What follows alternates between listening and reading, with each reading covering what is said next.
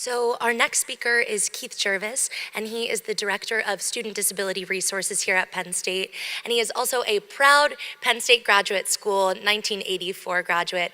And today he's here to talk about the resources that his office provides for students here at Penn State. Keith?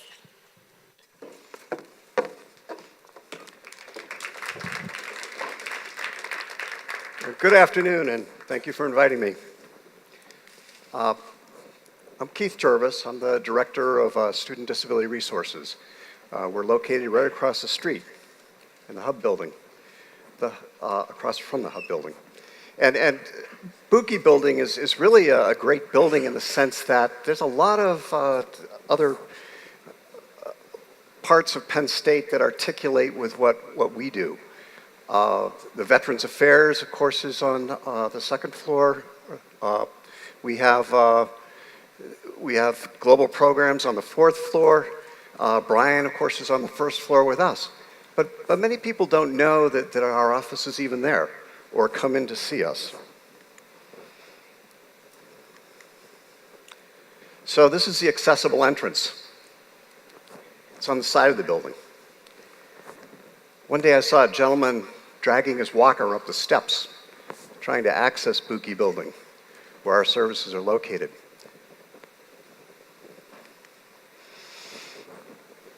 When I was 11 years old, let me just start with when I was younger.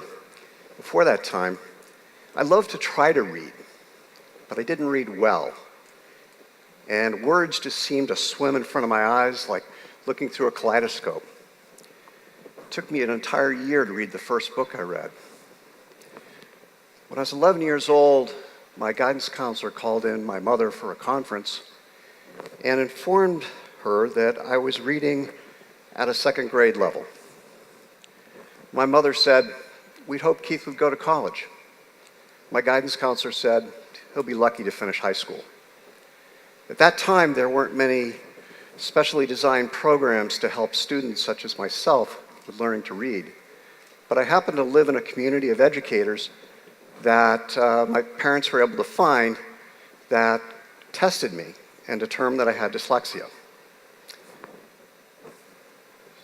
They referred me to a researcher by the name of Dr. Drake, who had started a school, which at that time was called the Reading Research Institute, and later became the Landmark School. So I went there for 2 years and learned to read.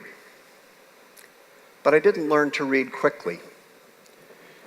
So I was able to go on to college, but I didn't have the benefit of the accommodations that are required by law today.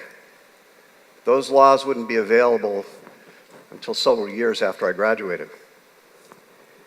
So I never finished a test in college because I couldn't read fast enough to complete the questions. So I know what it's like to have your disability get in the way of demonstrating what your abilities are. And that's really the point of our office, is to try to minimize the impact of the disability on an individual so that they can really demonstrate fairly and with reasonable accommodations their abilities. This is Dana Roberts. If you go to our website, there's a nice story about Dana, or in her own words, what she experienced here as a Penn State student. She came to our office, we referred her for testing. It was determined that she had a processing disorder that, similar to myself, made her reading and responding to test items slower. So she was able to get her books in a digital format so that software that we have could read her books aloud to her. And she was able to access a note-taking pen that we have for loan called a LiveScribe pen that she was able to use then to keep up with her notes. And if she missed something in her notes, she could simply tap on that part of her notes and it would be repeated back to her. She also got more time for taking tests. About 11% of students report having a disability going to college.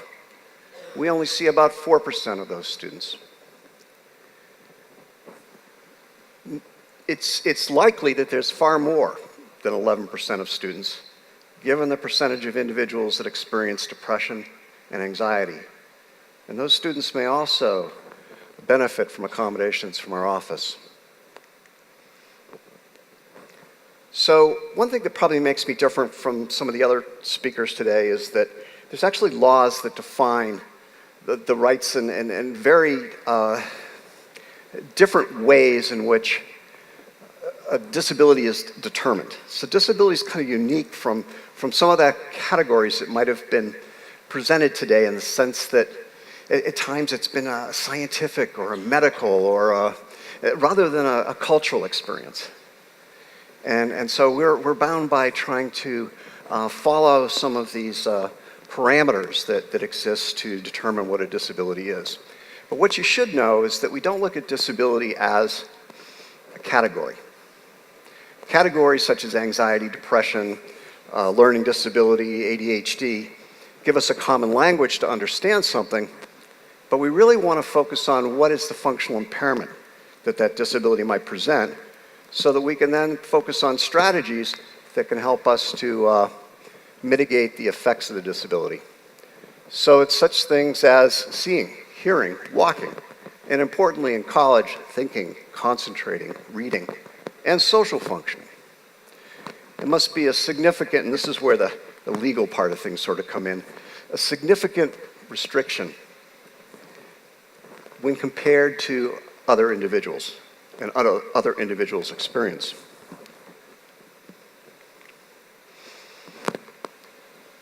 In 2008, the Americans with Disabilities Act was amended. It was amended so that it could go back to the original intent that Congress had for the Americans with Disabilities Act. And that is that disability would look like a category more similar to age, race, ethnicity, sexual preference. The consequence of that is, well, more people were identified as having a disability. More people came forward with having a disability. Our analysis of disability didn't put reams and reams of documentation in front of our understanding the experience of a student with a disability. Our professional organization said to us, get to know your students first, then if you need documentation, bring that in. Also at the same time, both nationally and here at Penn State, we've seen a lot more students coming forward to express their concerns about their psychological conditions, anxiety, depression. Also, changes in medications and treatments have enabled students that before, with significant conditions, couldn't participate in college, can now have access to a college education. You'll notice that the learning disorders, which is really what this field of disability services grew up around, accommodating students that were like me, is no longer the largest category as it was in the past, but we primarily have individuals with ADHD and psychological categories. What does that mean? Well, accommodations aren't meant to replace good mental health treatment and good supports that some of these students may need. They also may need time management and coaching services and things such as that. So our office is moving in a direction where we can provide more of those direct services. I want you to know of particularly student care and advocacy. I mentioned Buki having a lot of other resources. Buki also has the Office of Student Care and Advocacy, which is a great place for students to go that don't know where to turn but need a voice. And of course, the Center for Counseling and Psychological Services. Many of our students do seek services there, but we know the challenges.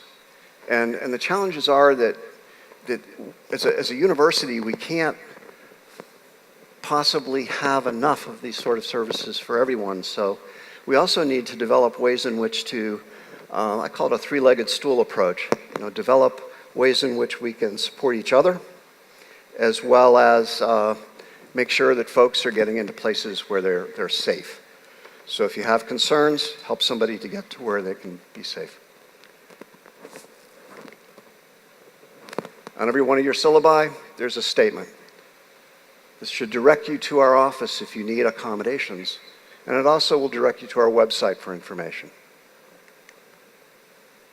And the best way to apply is simply to call our office, make an appointment, and come in and speak to a disability specialist. Thank you.